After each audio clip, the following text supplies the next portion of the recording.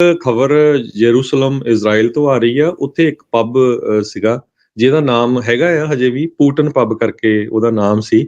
ਤੇ ਯੂਕਰੇਨ ਦੇ ਰਸ਼ੀਆ ਦੇ ਲੋਕ ਬਹੁਤ ਵੱਡੀ ਗਿਣਤੀ ਦੇ ਵਿੱਚ ਉੱਥੇ ਰਹਿੰਦੇ ਹੈਗੇ ਆ ਇਜ਼ਰਾਈਲ ਦੇ ਵਿੱਚ।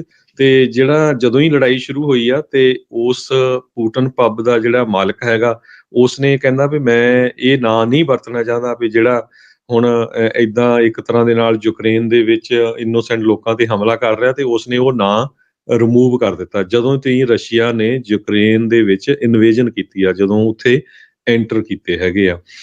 ਉਹ ਕਹਿੰਦਾ ਵੀ ਐਕਚੁਅਲੀ ਮੈਂ ਨਹੀਂ ਨਾਂ ਇਹਦਾ ਰੱਖਿਆ ਸੀ, ਉਹ ਤੋਂ ਜਿਹੜਾ ਪਹਿਲਾ ਪ੍ਰਾਇਰ ਓਨਰ ਸੀਗਾ ਉਸਨੇ ਨਾਂ ਰੱਖਿਆ ਸੀਗਾ ਪੂਟਨ ਪੱਬ, ਪਰ ਹੁਣ ਪੂਟਨ ਨਾਮ ਉੱਥੋਂ ਰਿਮੂਵ ਕਰਤਾ। ਕਹਿੰਦਾ ਵੀ ਜਿਹੜੇ ਪੱਬ ਦੇ ਵਿੱਚ ਲੋਕ ਆਉਂਦੇ ਆ ਉਹ ਖੁਸ਼ੀ ਮਨਾਉਣ ਆਉਂਦੇ ਹੈਗੇ ਆ, ਨਾ ਕਿ ਕੋਈ ਇੱਦਾਂ ਦੀ ਜਿਹੜੀ ਗੱਲ ਕਰਕੇ ਲੋਕਾਂ ਦੇ ਵਿੱਚ ਗੁੱਸਾ ਹੁੰਦਾ ਹੋਵੇ। ਸੋ ਹੁਣ ਉਹ ਕਹਿੰਦੇ ਵੀ ਜਦੋਂ ਤੋਂ ਹੀ ਉਹ ਨਾਮ ਉਹ ਰਿਮੂਵ ਕੀਤਾ ਆ, ਸੋ ਰਸ਼ੀਅਨ ਮੂਲ ਦੇ ਲੋਕ ਵੀ, ਯੂਕਰੇਨ ਦੇ ਵੀ, ਇੱਕ ਅਮਰੀਕਾ ਤੋਂ ਸਿਟੀਜ਼ਨ ਵੀ ਗਿਆ ਸੀ ਤੇ ਉਹਦੇ ਰਸ਼ ਬੜਾ ਆ। ਹੁਣ ਦੇਖੋ ਜੀ ਇਹ ਬੰਦੇ ਨੇ ਵਧੀਆ ਸਟੈਂਡ ਲਿਆ ਹੈਗਾ।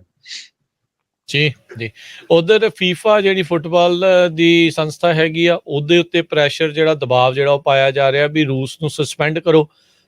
ਜਿਹੜਾ ਵਰਲਡ ਕੱਪ ਹੋਣਾ ਆ ਉਸ ਦੇ ਵਿੱਚ ਆਲਰੇਡੀ ਯੂਰਪੀਅਨ ਟੀਮਾਂ ਨੇ ਇਹ ਧਮਕੀ ਦਿੱਤੀ ਆ ਵੀ ਅਸੀਂ ਜਿੰਨੇ ਵੀ ਮੈਚ ਹੋਣਗੇ ਰੂਸ ਦੇ ਖਿਲਾਫ ਉਹਨਾਂ ਦਾ ਅਸੀਂ ਬਾਈਕਾਟ ਕਰਨਾ ਹੈ, ਕਿਉਂਕਿ ਉਹਨਾਂ ਨੇ ਮੁਲਕ ਦੇ ਉੱਤੇ ਯੂਕਰੇਨ ਦੇ ਉੱਤੇ ਇਨਵੇਜਨ ਜਿਹੜਾ ਉਹ ਕੀਤਾ ਹੈਗਾ ਆ। ਸੋ ਕਤਰ ਦੇ ਵਿੱਚ ਕਹਿੰਦੇ ਵੀ ਇਸ ਸਾਲ ਇਹ ਮੁਲਕ ਜਿਹੜਾ ਵਰਲਡ ਕੱਪ ਆ ਉਹ ਖੇਲਿਆ ਜਾਣਾ ਆ।